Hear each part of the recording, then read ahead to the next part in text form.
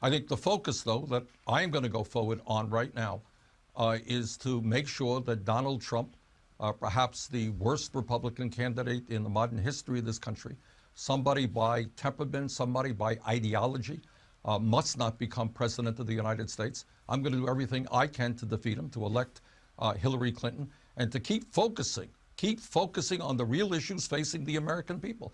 And that is the decline of the American middle class going on for 40 years, massive levels of income and wealth inequality. And I will tell you, Jake, that I'm proud that in the Democratic platform that was passed a few weeks ago, we are making some real progress. We're talking about breaking up the large banks on Wall Street who have been ripping off the American people for years. Hillary Clinton and I reached an agreement on a higher education plan that would guarantee free tuition at every public college and university in this country for families making $125,000 or less, greatly expanding health care and making sure that we make sure that millions of people gain access to primary health care and dental care. So my focus right now is defeating Trump, electing Clinton, electing progressive candidates around this country, and focusing on the issues that matter the most to working families. Former Clinton Labor Secretary Robert Reich, a strong supporter of yours, he threw down the gauntlet Saturday.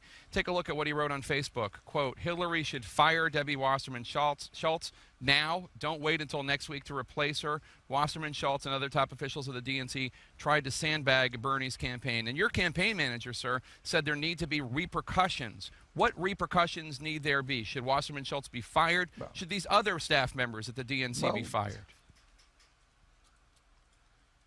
I asked and demanded Debbie Wasserman Schultz's resignation many, many months ago.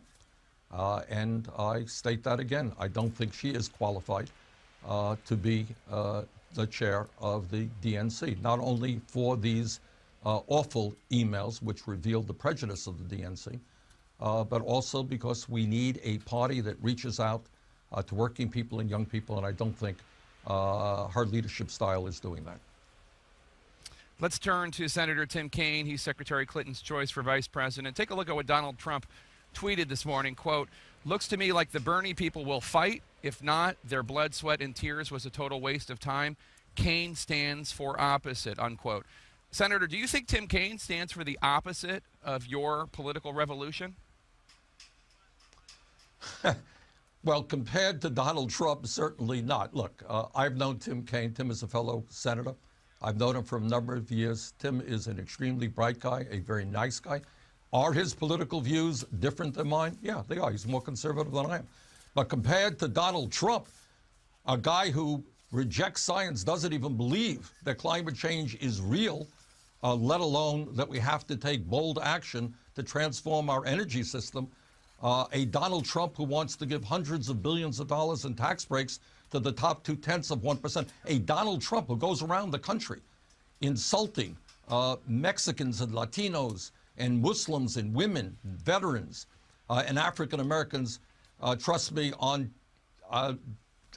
his worst day, Tim Kaine is 100 times better than Donald Trump will ever be.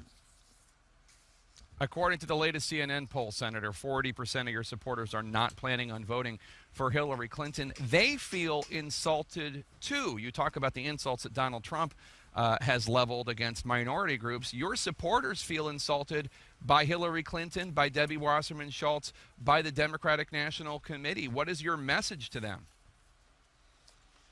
This is my message, is that we have got to stay focused. And the immediate focus has got to be that a disastrous candidate like Donald Trump cannot be elected. My second message is that we continue the political revolution and fight for a government that represents all of us and not just the 1%.